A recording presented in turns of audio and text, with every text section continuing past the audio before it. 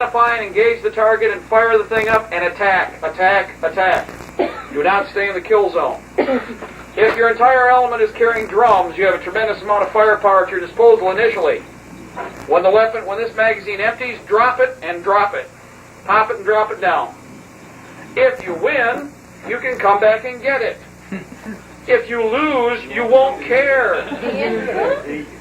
See? But this amount of firepower is also good for something else. Air defense. And with regard to that, you want to dump as many bullets into the target as you can as quickly as you can when you have an opportunity to shoot. This affords that. Another thing is that down the road we may have to improvise air guns, aircraft firepower. These drums are priceless for that. They don't give you a lot, but they give you better than a single stick, and when you put these things in the proper aircraft, that's a little bit of ground attack you didn't have before. Also make nice door guns. Duck, duck, duck, duck, duck, duck, duck. Okay? So again, mother of invention. The Israelis did something very interesting. They didn't have enough heavy machine guns, so on the T-55s they were capturing, they would take 4 AKs in full auto, put them in a pipe rack with a big bar like they used to put on the Fokkers and on the old biplanes, and when they would target something, they'd pull back on the bar. You have a 150 or 100 round drum, and you pepper the area. So these are very, very desirable, and this is the way to go.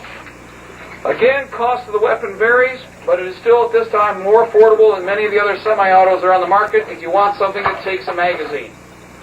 Ammunition is still being made by any one of the American manufacturers if you can't get foreign import. At this time, you're still going to have to train. Train with your American reloadable ammunition, collect the brass, and reload it. Do not use your military brass for that purpose. The reason I say this, your factory military brass is designed to take battlefield conditions. Your reloadable brass is desirable for range condition. You can load it up identically. You can also reload indefinitely, provided you're good at it. Learn to reload. Okay? That's right, fire reloading supplies. The weapon is comfortable, easy to use. KISS, keep it simple, stupid. And in both cases, these weapons are fully self-contained.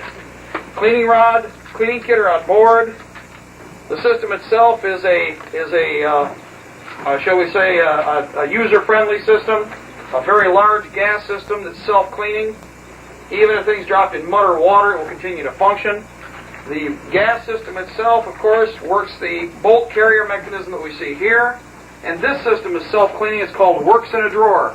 As it moves, it cleans out the tray, which is the receiver.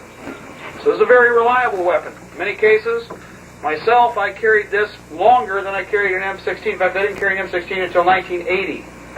Before that, I was trained originally on an M14, and I mostly carried the AK or an SKS rifle with special warfare units.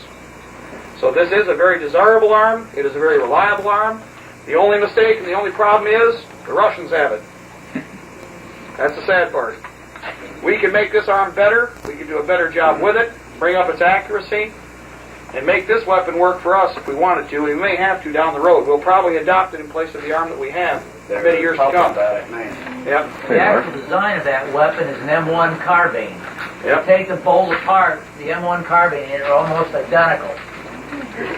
Hey, Mark, that's not necessarily a disadvantage because that means they carry the same ammo.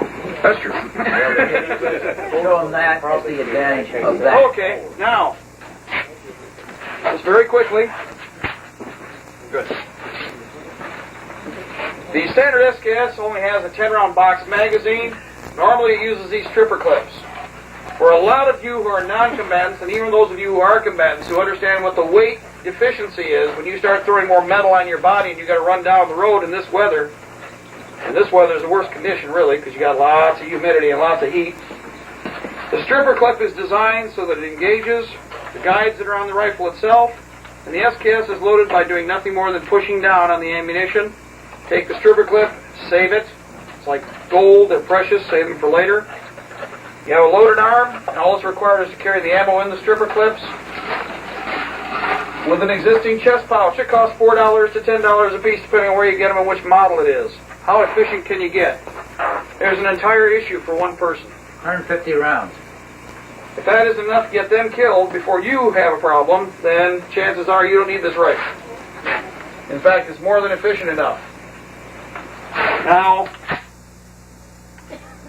firearms will do, and in fact, don't think that just because I got the SKS here, there aren't many others that are available. We've got AR-15s on hand, Ruger Mini 14s. We've also seen 10-22s. Virtually any firearm will do. If you already have a firearm and you only have a limited amount of money to spend, be economical. But at least you have something that goes downrange. As somebody said earlier, it's better than a butter knife. 22 keel. That's right. In fact, 22 is cheap and easy to carry lots of ammo.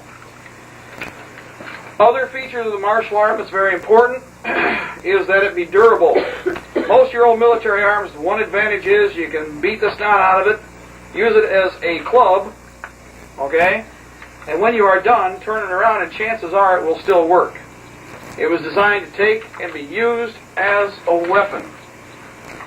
And so it's important that you remember that. And that little pig sticker on the end is good for that mission too, of course, when they get in close. You don't want to. In fact, how many people I heard? Two things I heard most common in the militia. Number one, I don't plan on getting shot. Of course, none of us do. And two, I don't plan on letting them get that close. Well, in both cases, chances are it's going to happen. And it isn't going to be your choice. However, we're not one of those people who says fix bayonets and don't load the rifle. Okay? Close order combat is designed for one thing and one thing only. Don't ever forget this. Long enough to get what he has so that you can take what he has and use it because yours doesn't work anymore. It's not a Bruce Lee movie.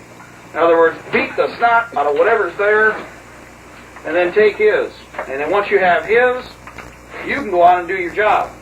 Take yours along too, by the way. Don't leave it behind. You might be able to fix it later or probably find ammo for it. Beyond that particular issue, the only other consideration is spare parts in all of your arms. I can't stress this enough. Firing pin, extractor, ejector, and all small springs. They're not that expensive. They're easy to store. And we're trying to keep these things functional for years. Those are the parts that eventually will wear out with time. So they need to be replaced. One nice thing about this rifle, the firing pin, extractor, ejector, all small springs, and the recovery spring or tappet spring cost probably a total of $14 to $20. So for $20, you've got enough spare parts to keep this thing going. You've got any other components you might want. For instance, I'd also recommend if you want to buy a spare stock. If you're going to buy a nylon stock, keep the original stocks. You never know when you might want to go back. For those of you who have women or who have children who are younger, this has a butt extender on it. But these Chinese rifles are ideally suited for smaller people.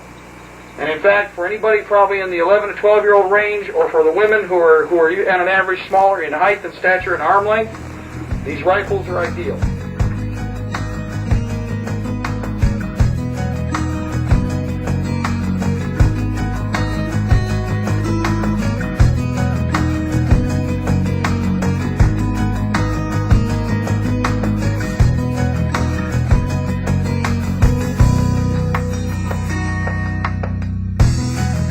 I cry for my country,